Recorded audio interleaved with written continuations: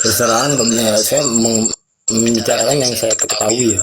Jadi kalau dibilang di zaman Nabi nggak ada pembagian seperti itu ya bukan bukan nggak ada gitu loh. Seperti membagi ada makruh ada atau apa itu kan juga nggak ada di antara rukun dan wajib, rukun dan apa sunnah itu kan sebenarnya nggak ada. Karena apa, di zaman Nabi ya sudah mengetahui gitu loh, nggak perlu lagi dibagi-bagi seperti itu, udah tahu gitu loh.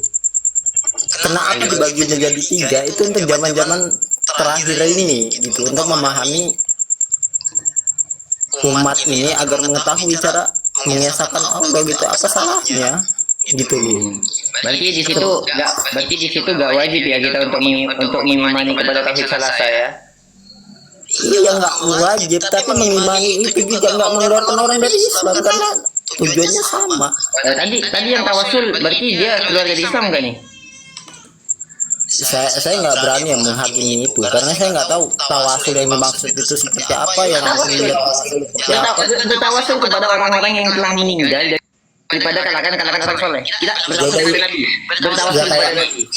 Kayak mana tawasulnya gitu loh. Itu kalau kita perhatikan.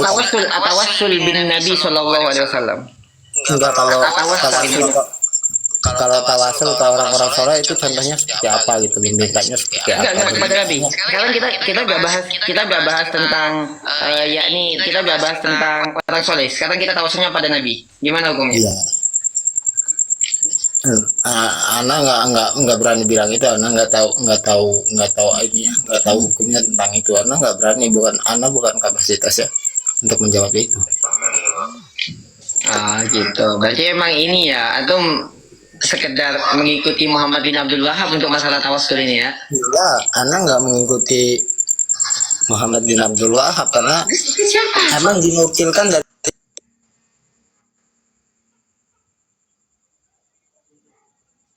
perkataan-perkataan beliau, tapi kan tidak beragama. Terus antum pingin di situ digabung kayak gitu maksud antum? Iya enggak, iya kan cara beragama itu kita nggak boleh terlalu fanatik oleh satu ulama, itu juga nggak boleh. Makanya kalau ada perbedaan kayak tadi Firanda sama Ibn Taimiyah, antum mau ngikut yang mana gitu? Makanya teman-teman di STDI Imam Syafi'i itu juga punya pelajaran kitabnya, itu belajar tentang fikih 4 mazhab. Karena apa? Tidak melulu oleh satu ulama gitu. Itu ada kok.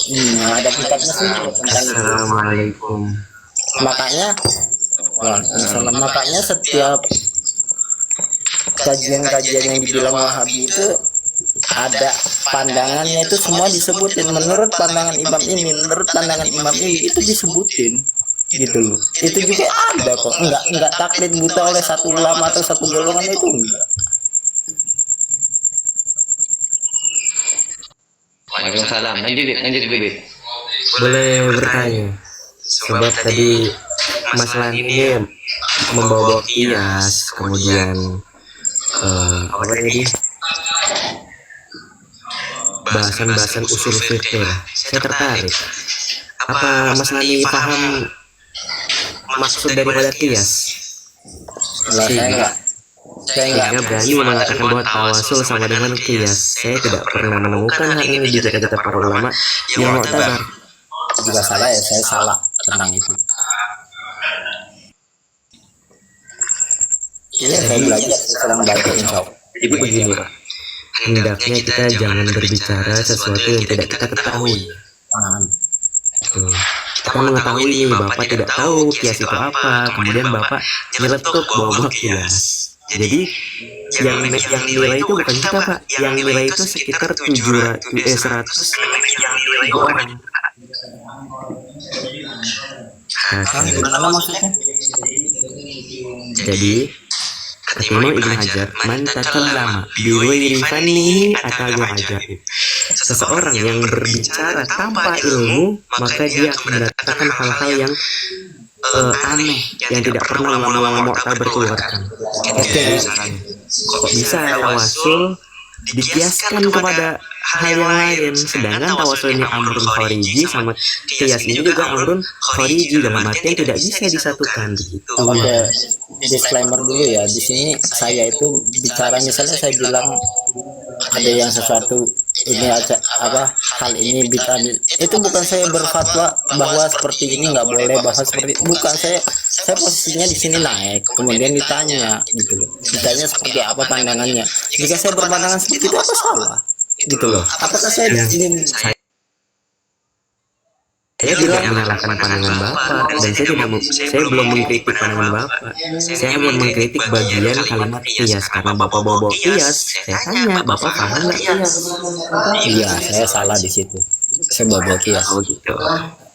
Ya sudah, saya Dilanjutkan sama Ustaz Ghazali. ada ya. Saya juga perlu ini juga apa namanya? Kapan ada room itu pembahasannya nggak tentang hitam putih antara salafi dan aswaja. Kenapa harus seperti itu? Kenapa harus kita ini agamanya sama, rukun imannya sama, rukun sholatnya sama, rukun wudunya sama, semuanya sama, rukun imannya sama. Tapi tauhidnya beda. Tauhidnya Kenapa beda. kita harus hitam putih? Iya beda bang, tapi cara bertauhid kita itu semua sama. Beda. Tauhidnya salafi juga nggak ada yang mujasimah, demi Allah.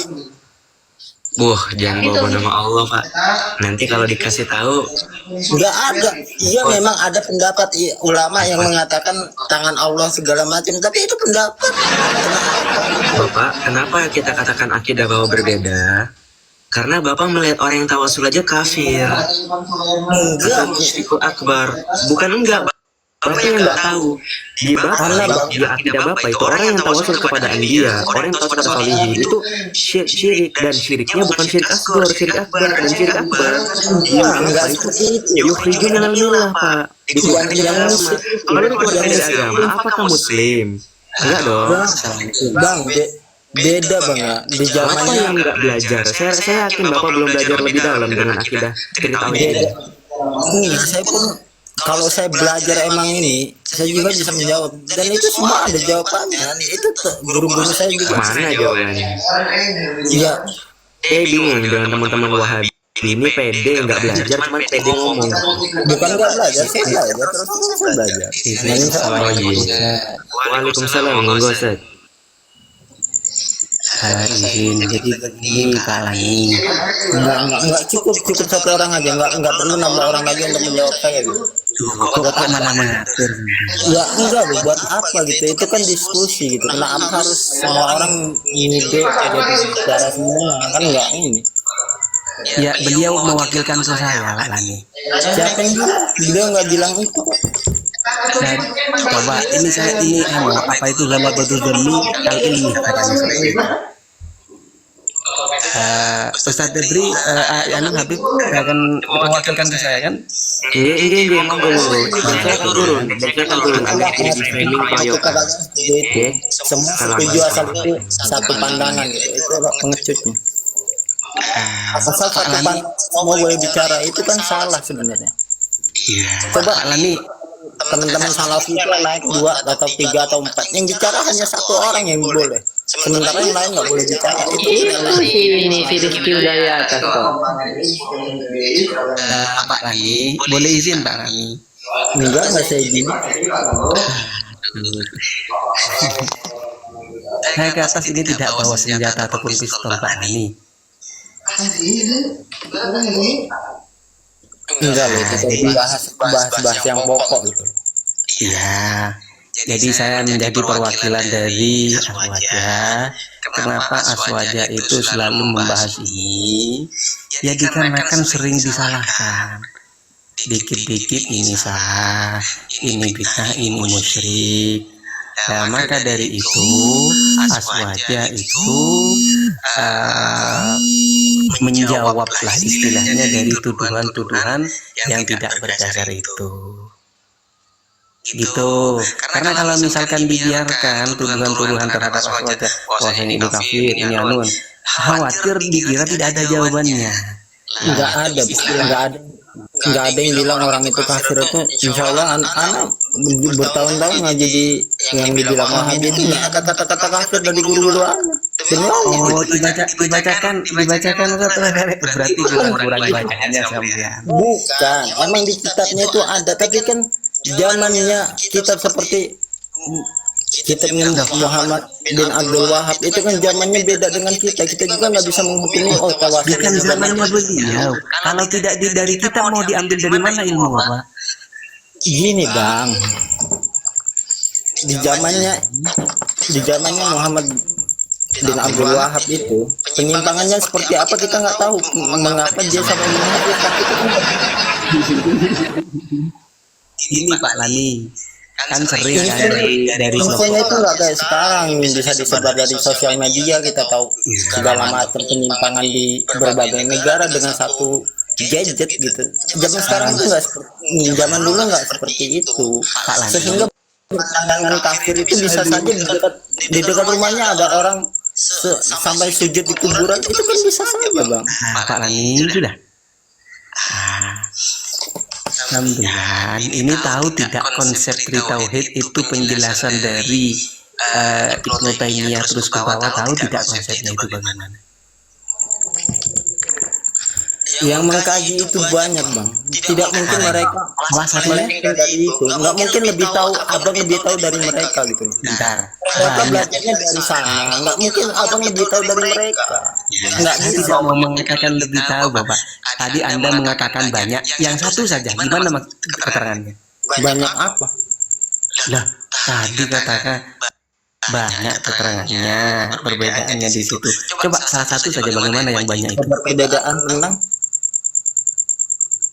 Loh, tadi mengatakan banyak apa? Lah Anda yang tahu karena itu bahasa Anda Bapak. Ya nggak banyak apa, kan anak saya kan bilang tadi, kan zaman dulu itu beda sama zaman sekarang. Zaman sekarang ya dengan satu ponsel saja kita bisa mengetahui sejarah di seluruh di dunia, seperti di Pakistan itu banyak. Ini saya Ada juga di Irak, ada juga di Iran. Itu kan banyak penyimpangan, ada juga modelnya ISIS. Kita juga mengetahuinya dari mana? Dari gadget kan. Sementara di zamannya Muhammad bin Abdul Wahab rahimahullah itu enggak seperti zaman sekarang Bang. Kita juga nggak bisa meyakini yang dikafirkan itu yang berarti yang seperti ini kafir, enggak seperti itu gitu loh. Bisa jadi amalan di zaman dia itu memang melenceng dari syariat gitu loh. coba terangkan itu yang di zamannya Muhammad bin Abdul Wahab itu seperti itu, tidak seperti sekarang, gimana itu terangannya? Misalnya ada orang di zaman itu berkeyakinan bahkan satu sial pun itu disumpahkan dengan selain nama Allah, itu kan sudah melenceng gitu. Itu yang disebut dengan kufur gitu oleh mereka. Bukan kufur yang di zaman sekarang seperti teman-teman aswaja beribadah dengan gimana dikatakan kafir, tidak seperti itu. Teman-teman juga yang ngajar, guru-guru anak yang ngajar juga nggak mudah mengkafirkan orang. Itu juga banyak, ada tiga hujah yang harus sampai kepada dia gitu, sampai itu jadi kafir. Emang di situ itu jelas semua kajian salafi itu membahas itu, bagaimana mengeluarkan orang dari Islam. Itu juga ada hujah-hujahnya. Nggak semua, misal pun ada orang sujud di kuburan, jelas-jelas meminta ke kuburan, itu juga teman-teman salafi wahabi nggak bilang dia langsung kafir, enggak. Dilihat dulu dia itu udah sampai belum dalil ke dia gitu. Boleh saya giliran berbicara Pak Lani? Jadi begini saja, biar nggak kemana ke sini biar kita itu ketemu jalannya. Coba Pak Lani itu terangkan isi dari Tauhid dan tujuannya itu apa? Monggo. Ya kan tadi udah dibahas awal-awal dari dengan Ghazali kan, dengan sudah dibahas dengan terang bagaimana sifat asma wa sifat dan segala macam itu sudah dibahas dengan dia. Tidak membantah. Sudah dibahas ya Ustadz Ghazali ya, sudah dibahas secara isi-isinya, tujuannya itu sudah dibahas. Ustadz Ghazali? Yang bahas saya Ustadz, beliau belum menjelaskan. Ya enggak, itu memang seperti itu gitu loh. Tapi itu tidak mengeluarkan seseorang dari Islam, enggak ada orang jadi mujasimah gara-gara itu tauhid, enggak ada. Nah, Pak Lani, saya meminta Anda, Bapak, bagaimana pemahaman Anda tentang Tri Tauhid dan tujuan dari salah satu Tri Tauhid itu. Monggo dijelaskan, Bapak, kalau Bapak paham itu. 3 tauhid itu sebuah metode untuk memahami bagaimana mengesahkan Allah secara mutlak. Maksudnya mengibadahinya. Ada juga orang kadang kan beribadah kepada Allah, iya, tapi di sisi lain dia juga beribadah kepada selain Allah. Misalnya beribadah kepada Allah, ya misalnya dia ada acara atau ada hajatan atau apa gitu, dia memakai seperti jimat, seperti sesajen, itu di kejawen ada. Itu yang dikatakan dibagi 3 itu untuk hal-hal seperti itu. Jadi ada timbangan tiga tauhid itu, menimbang itu, menimbang cara beragama, cara mengesahkan Allah itu yang benar. Enggak juga itu menjadi mengeluarkan seseorang dari Muslim, tidak, bukan seperti itu maksudnya. Dan jika dibilang itu hal baru, iya hal baru, itu sebuah metode yang baru gitu. Seperti hal yang lain yang baru juga kan ada di dalam Islam, itu juga metode. Ini ya Ustadz, Bapak, coba kalau emang seumpama di situ yakni gak sampai mengeluarkan seseorang pada Islam, coba saya mau tanya, pernah dengar kitab ini enggak? Syarhu Nawaqidil Islam, karangan Al-Ghamidi. Ini beliau masih hidup, dia ulama Arab Saudi, masih hidup, jadi imam Arab di Arab Saudi. Al-Ghamidi namanya, dalam kitab Syarhu Nawaqidil Islam. Perhatikan beliau mengatakan apa terkait Sayyid Muhammad bin Alawi Al-Maliki. Ini kata beliau, halaman 416, Qamin ru'usil kuburiyah al-musyrik, di antara orang-orang pemimpin penyembah kubur katanya, al-musyrik yang syirik. Siapa? Muhammad Alawi Al-Maliki Al-Makki Al-Ash'ari wal mu'tabaru min akbari du'ati syirki fi hadzal asr. Termasuk orang-orang yang menyebarkan kesyirikan di zaman ini. Waqad allafa fi syirki kutuban ashharuha mafahim yajibu an tusuha. Ini teman-teman asfaja pasti tahu semua kitab mafahim yajibu an tusuha. Pengarangnya Sayyid Muhammad bin Alawi Al-Maliki. Kata Wahabi apa? Ru'usul kuburiyah al-musyrik syirik. Teman-teman kata Wahabi, coba bayangkan. Kata-kata awalnya apa? Famin ru'usil kuburiyah al-musyrik,